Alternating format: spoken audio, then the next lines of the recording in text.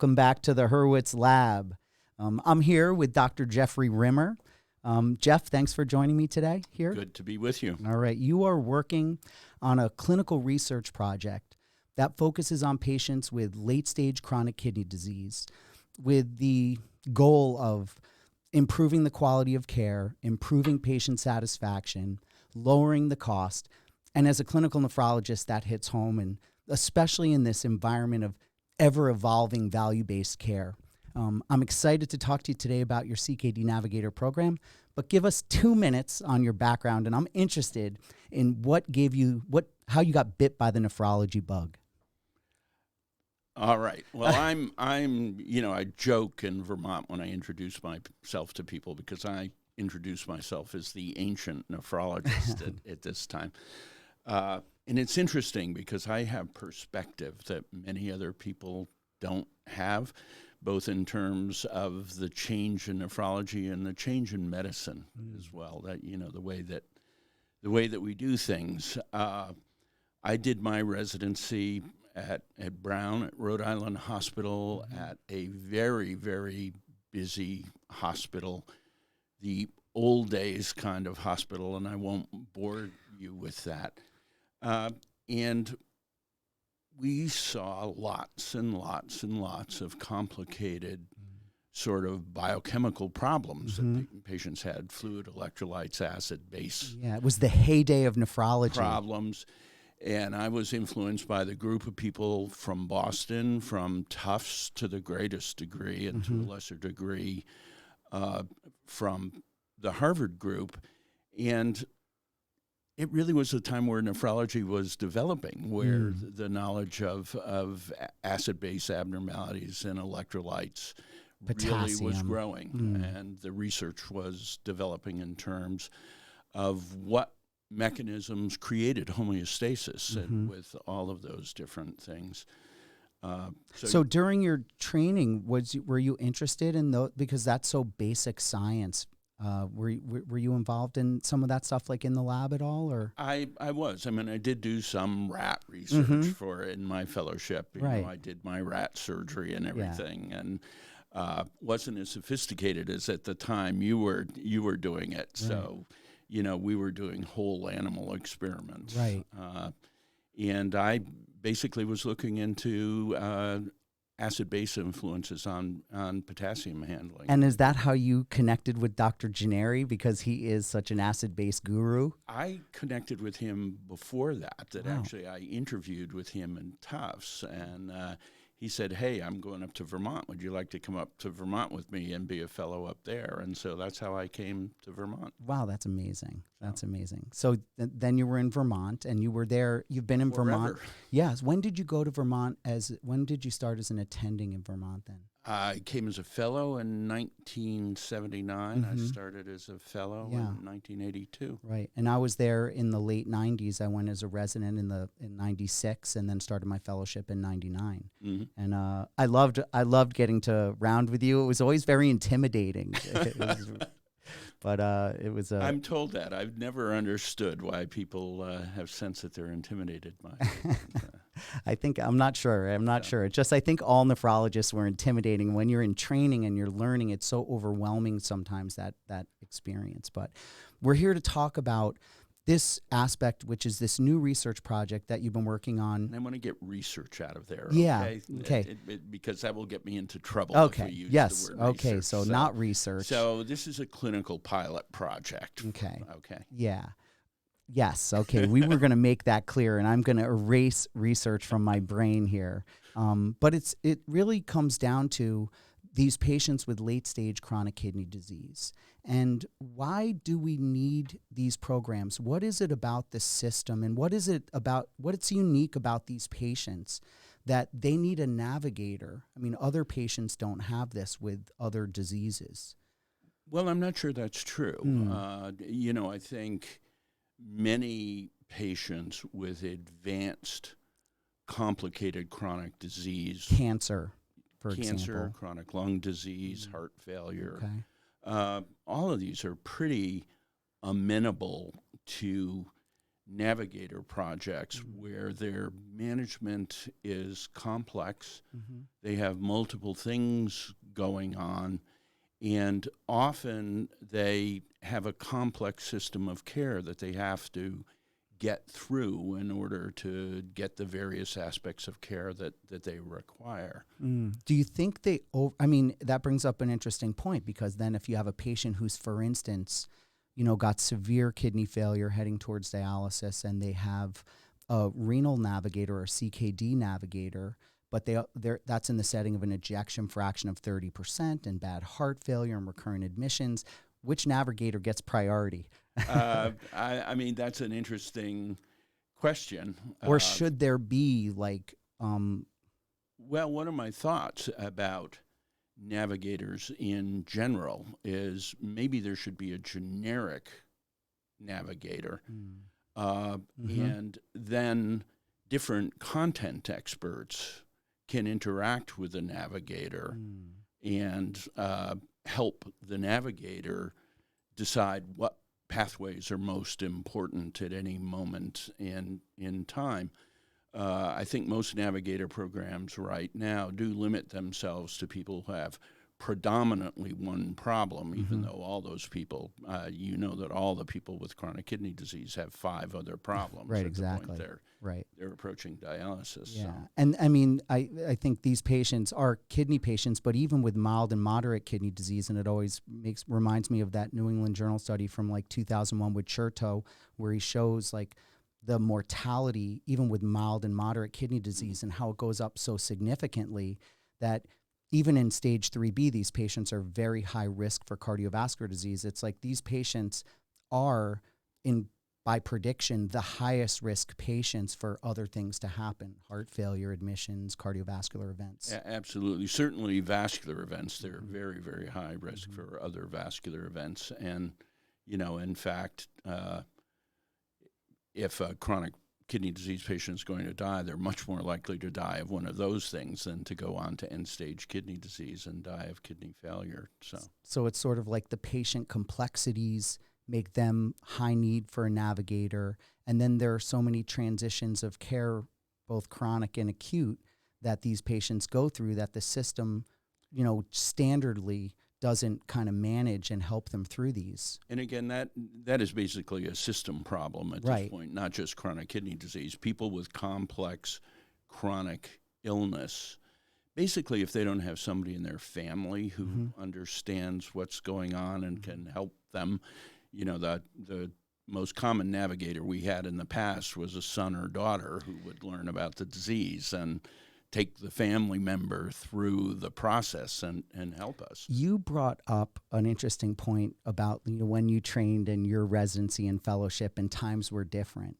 Do you think the way that the system has become more fragmented, for example, you have a primary care doctor who knows you well, hopefully, even though they change a lot, they don't follow you through all these different places. You get hospitalized and then all of a sudden you have new doctors, you don't know them.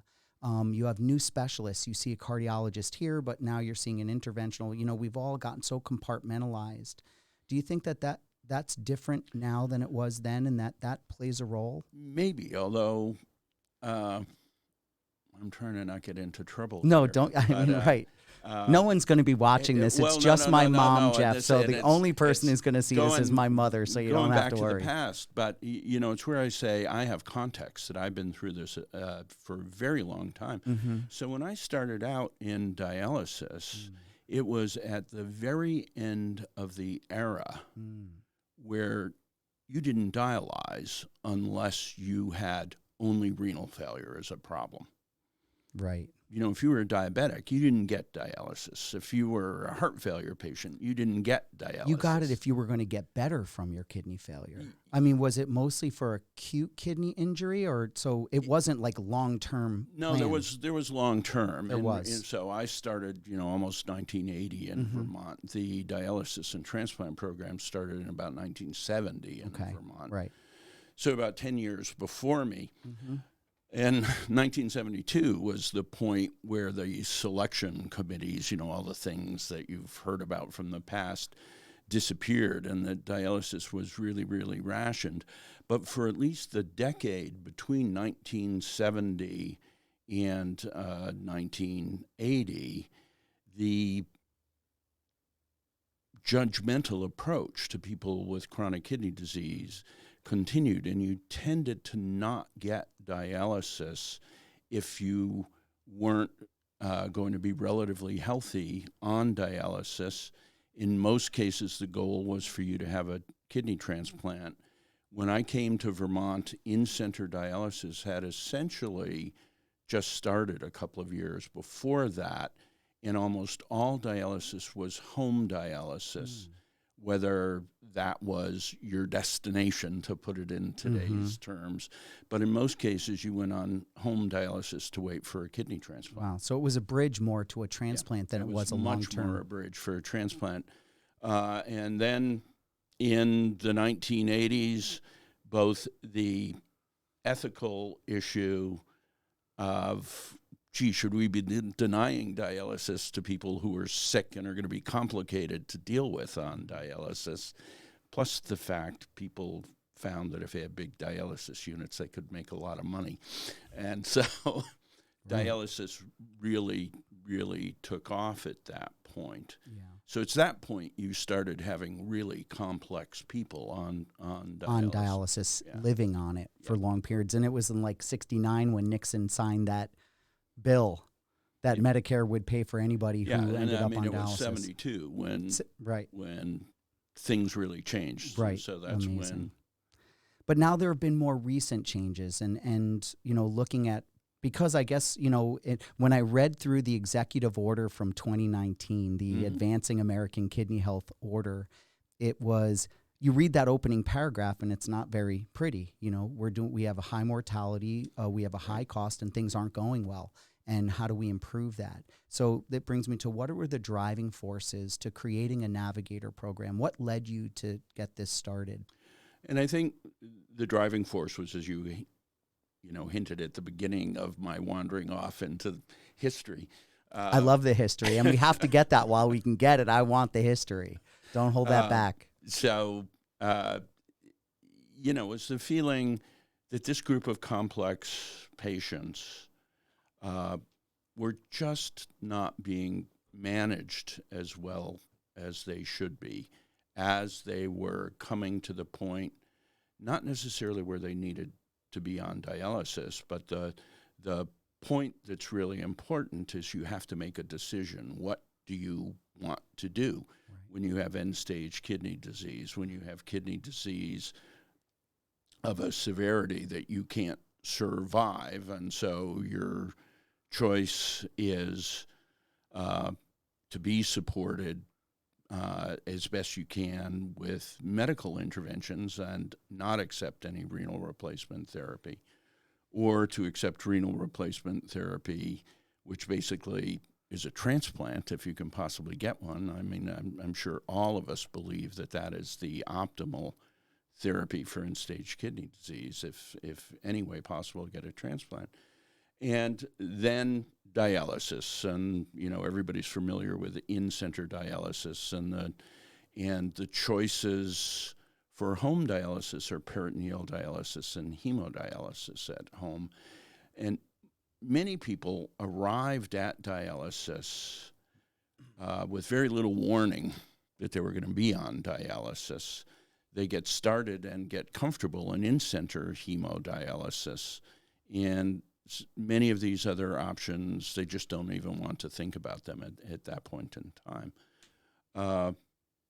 I do believe for most people who are capable of doing it, home dialysis offers them a better therapy, especially if they can do it in a setting where they don't feel guilty that they're a burden on their family, that their family has to participate a tremendous amount in them receiving therapy at home, even though many families, especially the little synergistic older couples that basically are one person anyway, work together very well in terms of being at home on dialysis. But when people need to count on their kids being around a lot of the time or whatever, that can be can be difficult. And I think you're bringing up a point that leads me to my next question, which is like, how personalized is this navigator? I mean, these people are complex. They have different belief systems.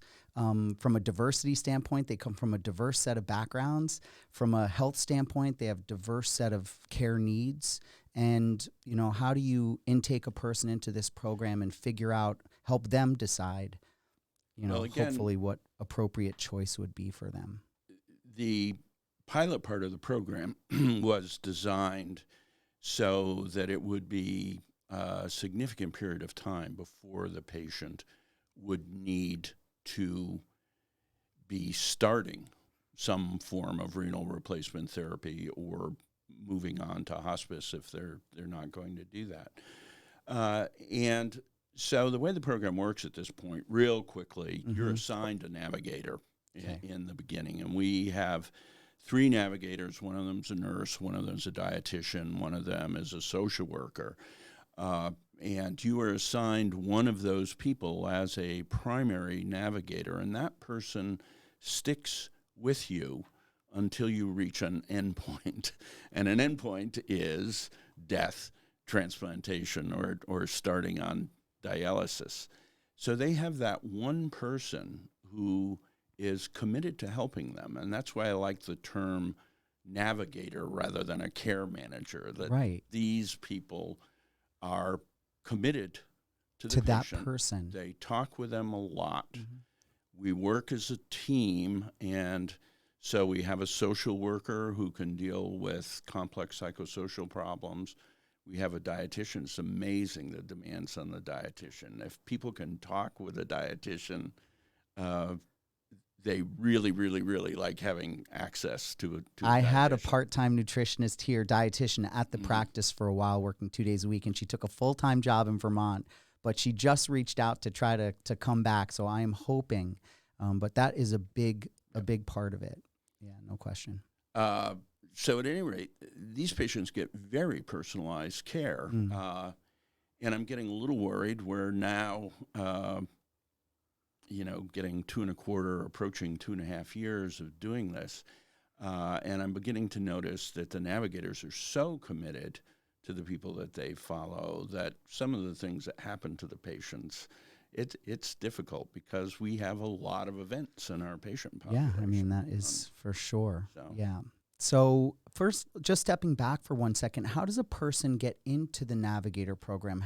Are they from the nephrology clinic, or are they from outside the clinic? Can other nephrologists refer into the program? What's the nature of the intake? Who's selection? Currently, the way that most people get into the clinic is that you are a patient within the University of Vermont medical practice, nephrology practice.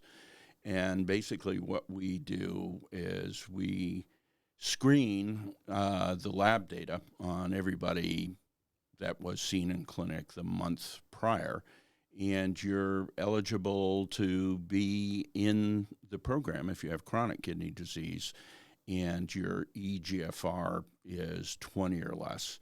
And that wasn't given to us maybe it was given to us on a stone tablet, that I had a contract with a local ACO, and they just wanted to deal with basically the low-hanging fruit in terms of managing chronic kidney disease. So they wanted initially attention on people with advanced chronic kidney disease that was defined as an eGFR of 20 or less.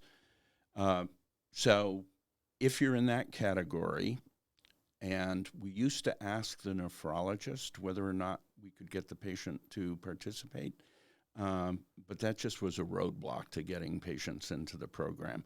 So now we just invite the patient into the program, and we tell their nephrologist that we're doing that. So that's funny. That's a good way to go, probably, to make it happen. And so that's how you get in. We have another clinic in Rutland that took us a while to deal with that program because they have a different EMR than the University of Vermont program. But starting about 6 months ago, we've included those patients. And we have taken referrals from other people, and we take them from like endocrine clinic. We've Right. gotten a couple of referrals from them. We're busy now. Yeah, it's picking up. Do you have a number of how many patients are in the program right now? Yeah, I mean, we've screened at this point so the program's been going 2.25 years. We've screened about 280 patients with a GFR criteria on chronic kidney disease. About 80% of them accept participating in the program, so it's very high engagement. Yeah, that's rate. Amazing. That's excellent. And so right now we are following about 140 patients. The navigators have patients progressing through whatever stages they're going to progress through. And we're doing, obviously, education sessions and intake on new patients. Walk me through a little bit. Now you have a patient that you accept into the program. Like, how does the process work? Who then reaches out? What's the initial assessment? Like, what's the flow? So the patient is assigned to a navigator. The navigator reaches out to the patient and describes to them what the program is like and asks whether or not they would want to participate in it. If the patient declines, they're sent an abbreviated education packet with an invitation to call us back anytime you would like to talk about being in the program, and we'd be happy to have you in the program. If you agree to be in the program, you're set up for 4 education assessment sessions, our session on just general chronic kidney disease, what to do with kidney disease, what we can do to treat chronic kidney disease, the options for end-stage renal disease. The patients are given a number of websites. There are a lot of great YouTube on PD and home hemo and those kinds of things. And we'll watch them with a patient if they want to watch them with somebody. So they get the general education. They then get a medical assessment and a medical history by the nurse in the program. They get a nutritional assessment and nutritional advice by the dietitian in the program. And then they get a social work assessment by the social worker. And that really has been eye-opening for me, in that patients generally don't encounter that kind of help until they're at end-stage kidney disease. When we have a social worker and a dietitian kind of planted in there, but you're right, those resources are missing. And they really have problems with their health insurance and psychosocial issues. And what am I going to do with little Johnny when I start on dialysis? And so I think that's really one of the most important things that's happening in this program, is all of those things are getting addressed before they're catastrophic issues at the time the patient needs to start on dialysis. Those resources. I mean, the amount of anxiety and depression and home issues that we see, and even the beginnings of those discussions in the office, which when you're busy and you're doing nephrology and you're trying to manage medical issues, it's hard to deep dive, but you need those assistants. You do. I mean, you talked about history. One of my old statements to people was that I'm sure there's linkage disequilibrium between the bad luck gene and the chronic kidney disease gene. So, because people seem to have an awful lot of other problems that are difficult to juggle along with their health problems. So at any rate, they get those 4 assessments. So even though they have one navigator who's kind of their lead person to go to, and that could be a dietitian or social worker or somebody in the team, but it's some licensed professional. Correct. And they then see everybody. They are evaluated Full by assessment. everybody, get That's advice from everybody. That's great. And everybody remains as a consultant through the management of the patient. You know, if the social worker is the primary navigator, but major dietary questions come up, the dietitian steps back in and talks with the patient again. So when everybody's convinced that the patient has been adequately educated, And that's one of the reasons why the 1 month thing doesn't work, because it takes a long time for people to digest everything they've been told and to kind of understand everything they've been told. We have what we call a life goals assessment meeting, because that was the key word for the ACO to get the grant to do the pilot project. It's basically project, not research. Project. Just so we're clear Yes, about that. It was a project. It was a pilot project. Yes, got it. Enhancing care. That's it. And so at that meeting, they have my undivided attention for an hour and their navigator, and hopefully as much of their family and as many of their loved ones as we can get to attend a meeting, which is a lot easier these days. Wow, so you do a meeting. So you do a meeting with this single person and the whole team. Yeah, no, not the whole team. Their navigator, me. Okay, and then the family. Much of their support system. Got it. Okay, not the whole team, but you, the physician, plus the navigator, plus the patient and family. And awesome. So basically, we just talk about anything they want to talk about. And again, that is a very interesting response from patients. They have never had that experience in healthcare for the most part, that somebody is open to just sit down and have an open discussion with them about life, what's going on, what's happening, and put it in perspective. Yeah. And in terms they can understand. Hopefully. And hopefully, again, given my other name of Dr. Grimmer, hopefully in an honest way, in a way that reality. They do understand the realistic consequences of the decisions that they're pondering. When you, in just over your last 2 years, thinking about from the navigator perspective, you've had years of nephrology talking to patients about dialysis and care, but do you see a lot of patients decide to pick conservative care and be comfortable versus being on dialysis? So when I went through this at the 2-year mark in the program, we had 127 people who completed that LGA. And in that group, 13 of them, so 10% of them, elected.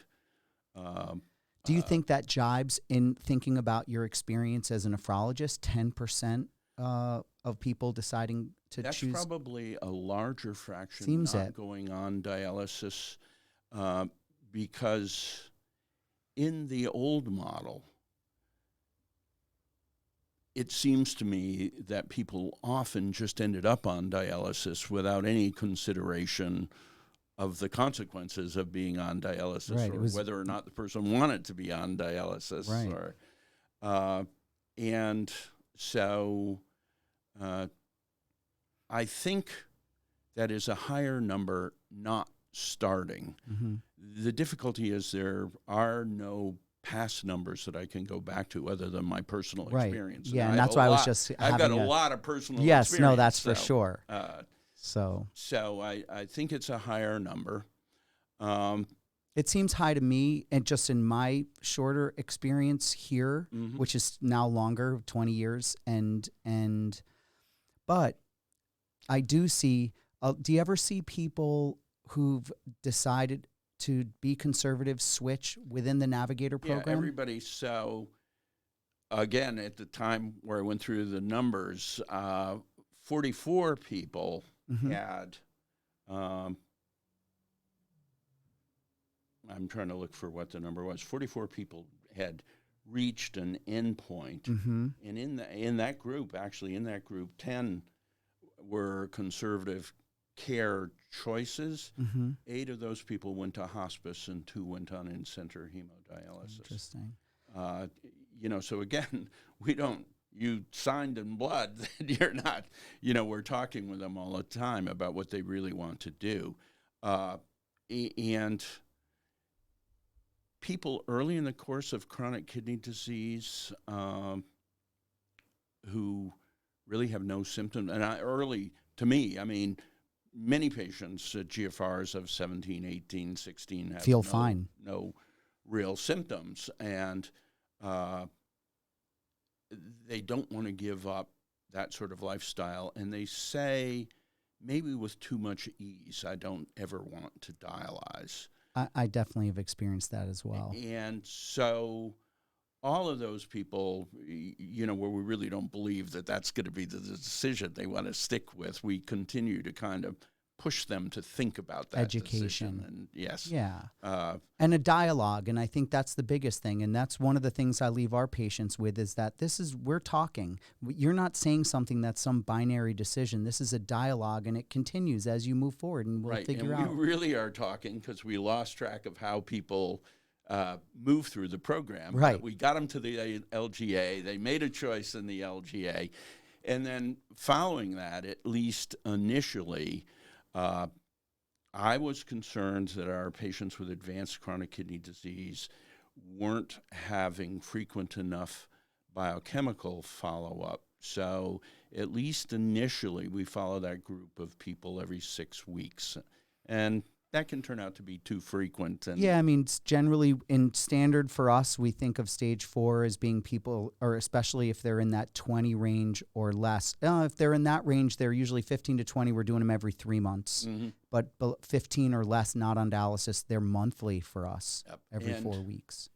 Many of these people, when we get them, we don't have enough numbers to really have a sense of the pattern that they're following. And so a few extra numbers helps us. Let me pop a question in here really quick.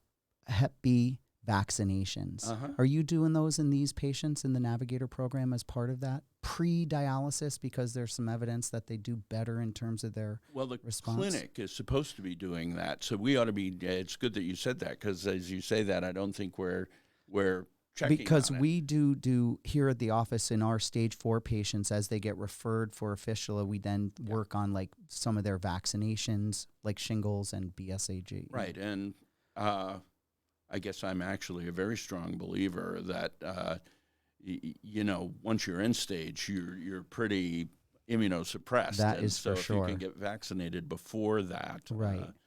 And then so take us through some of the indicators that you're looking at with these people, and what are you focused on?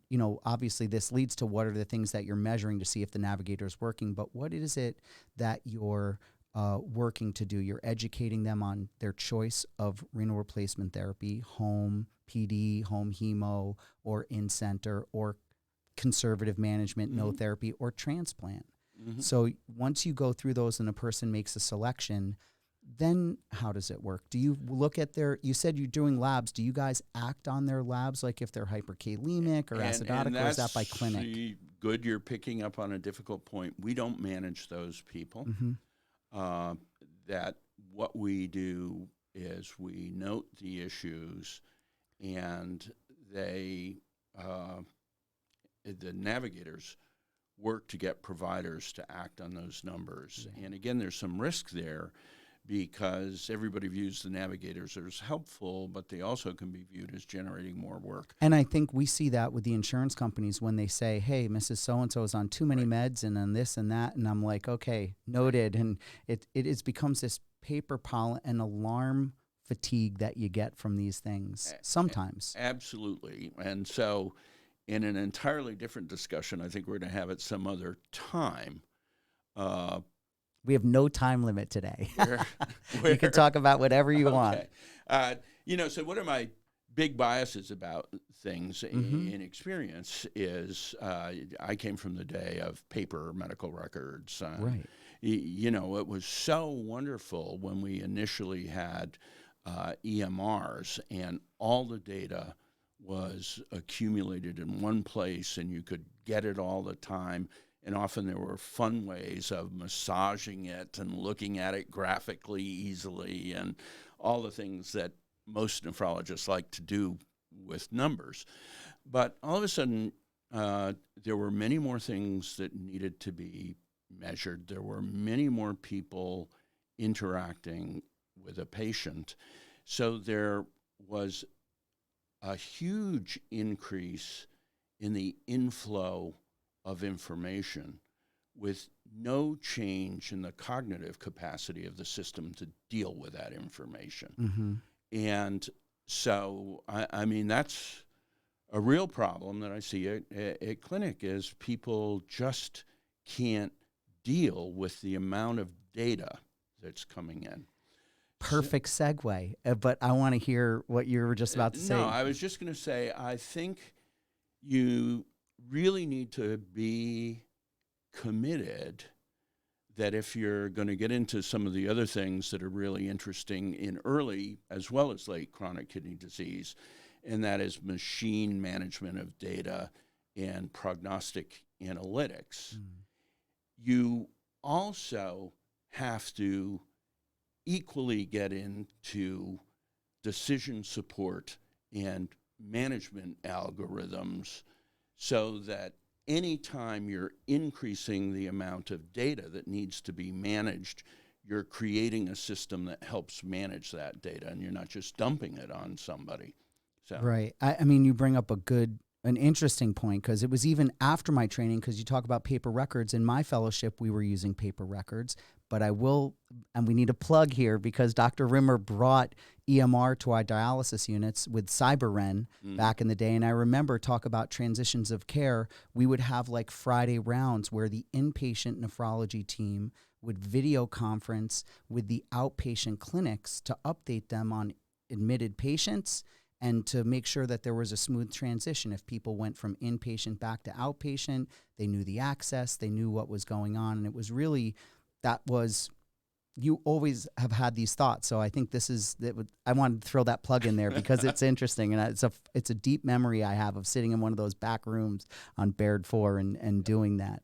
In 2006 is when EMRs really kind of started becoming strong, and even our QAPI programs and quality programs were starting to massage the data. Because I remember from an NKF meeting, and it was like either 2010 or 2012, using our QAPI data using our EMR data to drive the QAPI programs, our quality assessment performance improvement programs. But it always struck me as these are retrospective. We're looking back and we're saying, all right, we're behind the eight ball. We did badly here. Let's work on these patients. Whereas with machine learning and in these types of settings, we need stuff to happen so when the clinic doctor is seeing the patient, something pops up and says, hey, phosphorus is here. You need to do this or consider this. Right. I mean, I think you'll always use the word consider as long as the FDA is involved in things. Right. But you really need to make it very easy to do the logical thing to do for that problem. I think machine learning, I think we're in a pivotal time right now from that standpoint, and it is happening fast. And it's coming from the medicine standpoint. You see it coming out there, every talk I watch right now is, to do with how this is impacting and the concerns people are having from some standpoints, because the machines have such a potential capacity. But I think from a diagnostic standpoint, from a management standpoint, I'm so excited to be in medicine at this time with these changes happening, because it's incredible. Yeah, I mean, from the prognostic analytics point of view, I had a discussion, I guess I won't say with who, but one of the very large insurance company provider combinations where they had been working on deep learning and prognostic analytics in their CKD population. He's a nephrologist, and they were trying to work on a renal program. And he said they had fantastic prognostic programs in terms of progression of chronic kidney disease and morbid events, but they couldn't do anything about it. The efferent loop of this, trying to get patients and providers to act on these things or act appropriately on these things, was extremely difficult. So again, from that statement, I end up thinking about the navigators, what the role of maybe even somebody else that I term the empathetic caregiver, who's maybe not as professional a person as some of these other people, and not as professional as a euphemism for not as expensive, to be honest about it. No, that's true. Whether the empathetic caregiver and then care management algorithms are going to be very, very important in taking advantage of what you discover with these prognostic procedures. So. Yeah. That is interesting. Give us a little outline. How are things going? What are things looking like when you look at the Navigator program? Go ahead. You're going to jump I got to in. go back because we didn't finish how the patients are managed. Okay. So they get through the LGA. Their navigator follows them once a month, and they have lab data Every bit 6 less weeks. frequently than that. So in line with the navigators get to know the patient very well. They're talking with the patient, every month. Right. And that's a phone call. It's a phone call. Again, that's sort of interesting that the whole program developed in the midst of the worst part of the COVID epidemic. So everything developed as teleconferencing, telephonic, and exploded. It's worked fine. They could even FaceTime with the patient. Yep. It's worked very well. So at any rate, they follow the patient. We, as a team, meet weekly. We take Thursday morning and we meet as a group, and we go through everybody that's been contacted over the past week and try to discuss what the problems are and what I think we could do about it, and how you can manage the patients and how you can manage the providers. How do you get things done? And we do that until the person reaches one of these endpoints. Right. We try to get an access in. Generally, it may sound a little early, but we're trying to get an access in once the GFR is firmly below 15, because we find people fall off the cliff if we don't do it at that point. So, okay, we get people, and they make their decisions. In that analysis of did people stick with their decisions, 85% of the time, the endpoint that the person reached was something that was predicted in their LGA. So they stuck to their plan. So they stuck to their plan, or we made them stick to their plan. Right. Well, I'm hoping we are doing that in a caring way. We're not forcing people to do things. It's a little bit of a selection bias, because you're not randomizing people. I mean, it's a huge selection bias, right? In Because terms of who's in the program. That's what I mean in terms of who's in the program. Because patients who are, don't want to be involved, you need to be involved in your own care in these complex diseases, especially like transplant and these types of things. And the argument that that's not too big a deal if you can reach out to everybody in terms of biasing things is 80% of people are playing the game with us if they're given the opportunity. Right. So it's not like we're dealing with 40%. Right. No, it's it's the majority. Of the population. Right. Yeah. Large majority. And the difficulty now is we can't get to everybody. Now, we can't get everybody in the program who ought to. How has the feedback been, just again off tangent, because I love getting off tangent, how has the feedback been from the nephrologists, who are the caregivers for these patients? Most and of the nephrologists enjoy it. They're, nephrologists who have been very independent and made all the decisions on their own and maybe don't particularly like anyone looking over their shoulder, have some difficulty with these things. Because it doesn't seem like it overlaps that much. It seems like you're just adding resources that necessarily aren't there in renal clinic. Well, yeah, except we're pushing people to make decisions earlier than they would. I see. We're pushing people, look, this person has an acute problem. Please figure out how to deal with it. How to manage this. Yeah. There are different responses at different times to that kind of approach to things. So the nurses and the people that receive patients at dialysis feel there's a huge difference in the comfort level of the person when they get to dialysis, their understanding of what's going to happen to them, their preparedness for all of the complicated things that are mostly logistical with being on dialysis, that most of those things have been thought through by the time the person gets to dialysis. So the dialysis units like getting these patients. Right. So once this person hits an endpoint, is there any follow-up by the navigator after the person reaches endpoint to kind of close the loop or to follow up? There is, but it's pretty limited. In our dialysis units right now, we're developing, unfortunately, they've got the name, they're care managers. So each dialysis unit now has a care manager, and we're just working on how do you hand off the knowledge that a navigator has to the care manager in the dialysis unit. Seems like you give them the LGA. So that they can pick up on what the patient's like. Where they left off. Yeah. That's interesting. Is the care manager a nurse, or what is that? That's an RN. Yes. Yeah. Okay. Got it. So you've taken us through. Is there anything left in the process that you want to tell us about before I ask you for some, how this is doing? I think that's it. I think that is the whole process at this point.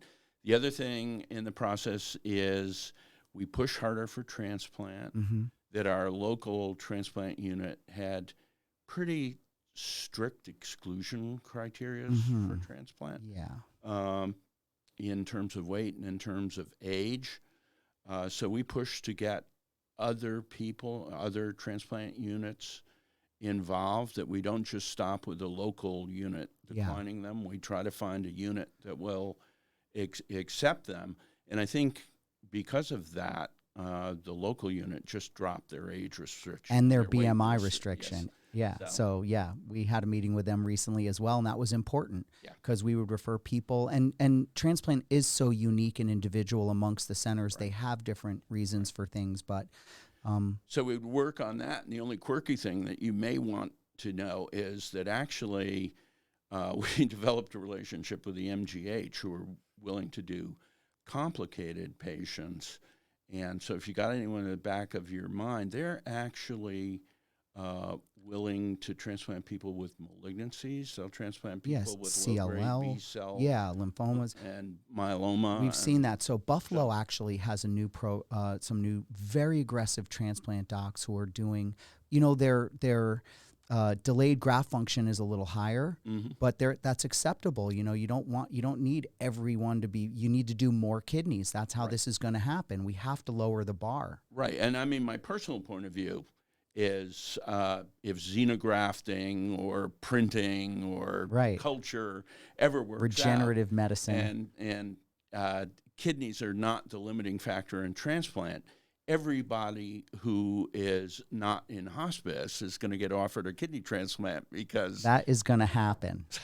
So that's what we're hoping for. All right. That's the dream. So where do you see this going? First of all, give us a little bit of outcome. How do things look? Are you noticing some improvement in the Navigator program? I think the people that are in the Navigator program do better. Again, I've gone through these numbers, and I've looked at the people most recently who weren't in the Navigator program and were in the Navigator program. And the people that were in the Navigator program, about 25% of them are starting on home dialysis. If you look at dialysis starts, I'm just talking about dialysis starts right now, whereas about 5% of people who aren't in the Navigator program are starting on home dialysis. Again, is that a selection bias? So I did look at what went on in the first 6 months of the Navigator program, where very few people had gone through the Navigator program, and what happened in the last 6 months of the Navigator program. So in the first 6 months, 10% of the people who started on dialysis had been through the Navigator program. The last 6 months of the program, 30% of the people who started had been through the Navigator program. And you're really not seeing a statistically significant change in the overall population. And it just shows we really, if this is making a difference, we need to be dealing with a large fraction of the pre-end stage population before they get to the point where they need to make a decision. I think to really change the number, we need to be seeing, 70% of the patients anyway. Right. Yeah. Interesting. So what's the dream? Where do we go? What's next for this, and where is this leading to? What happens? First of all, when does this end, the Navigator program, this grant? Well, I'm in the process of trying to figure out how to keep it going. Right. As I said, one of my thoughts is to go to the high value care division of the network and talk with them about the idea of, generic navigators, at least training with generic skills that are a little different in somebody who's going to be a navigator than somebody who's doing something else, and then figuring out ways to have content experts for those people, depending on whether they're in diabetes or heart failure or chronic kidney disease. So kind of universal healthcare guides, Yes. navigators. Yes. Which makes sense because there's so many diseases and the obstacles for people to get cares are universal no matter which disease you're dealing with. I can't get to this appointment. And talking with the patients, I can't tell you how much they value having an ally in the system. No question. And it may be that the system can't afford to do that, but I hope not. And that's why I kind of keep thinking about how can you extend who is a navigator. And it does seem like CMS, their innovative group there, the innovators at CMMI, right? Yeah, CMMI. CMMI are all of these acronyms. It's so hard to remember all of them, but they're really working on like these new models of payment to try to really focus on, and it seems like that's correct. It is largely correct, except, here's Dr. Grimmer. They're heavily influenced by the other half of CMS, which are we're spending too much money for healthcare. Right. And so that always creeps into the novel projects. One of these things in the advancing, Kidney American health. kidney health, Yeah. this idea that 80% of people, 80% of prevalent end-stage patients are going to be at home or Right. Increase or having by a transplant. There's no way to do that by increasing the numerator, as far as I'm we don't have concerned. enough kidneys. The only way to do that is by making the denominator smaller. And I worry that people are thinking about making the denominator smaller by somehow restricting access to care. So you need to think about these things. That's for sure.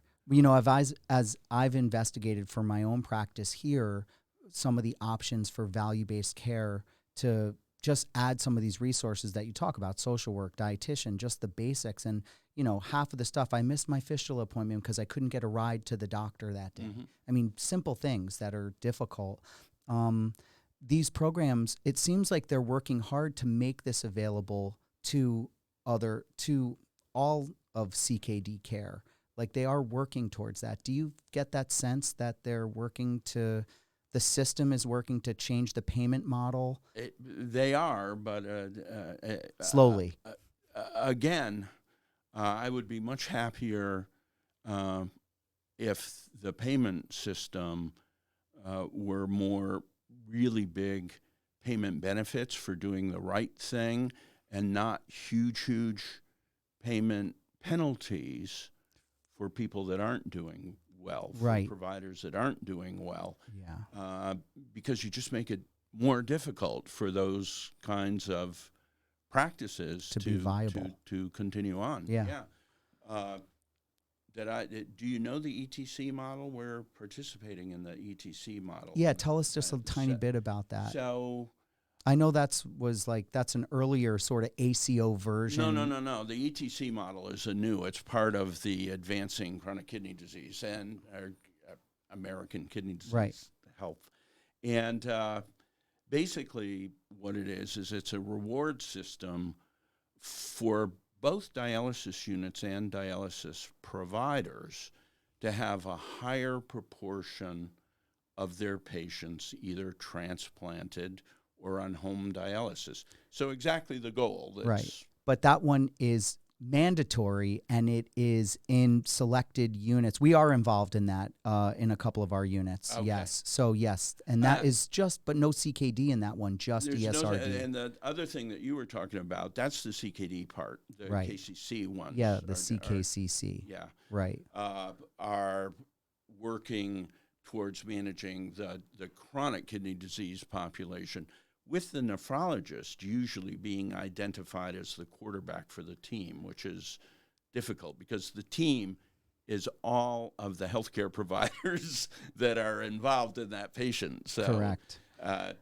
It's a big deal to figure out how to do that. It seems like they are working on a couple of these. They have the one where it's the ETC, which is just in dialysis.